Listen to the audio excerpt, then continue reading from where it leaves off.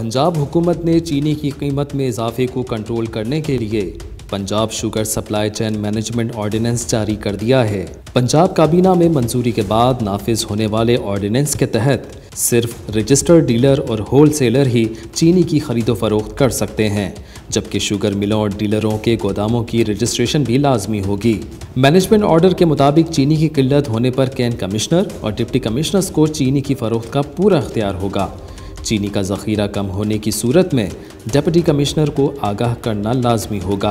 Act नाफिज होने के बाद मिल या फैक्ट्री गैर रजिस्टर्ड डीलर, होलसेलर या ब्रोकर को चीनी फरोख्त नहीं कर सकेंगी। ऑर्डिनेंस पर अमल दरामद के लिए FIA की माफिया के खिलाफ कार्रवाइयाँ तेज हो गई हैं और चीनी का कारोबार करने वालों पर सख्त पाबंदियां आयद कर दी गई हैं। उधर लाहौर के चीनी डीलर्स ने एहतजाजन दुकानें बंद कर दी।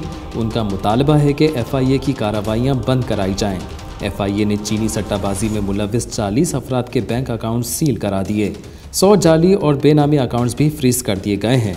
इसके अलावा FIA 37 अफराद के शनाख्ती कार्ड्स पहले ही ब्लॉक करवा चुका है। Director FIA Lahore zone 1 Mohammad Rizwan की ज़ेर सदारत इजलास में चीनी के सट्टाबाजों के खिलाफ कार्रवाइयों के लिए लाहे अमल तरतीब दिया गया। DC लाहौर ने कहा है कि पंजाब फूड कंट्रोल एक्ट 1958 पर मिनो अन अमल दरामद कराया जाएगा।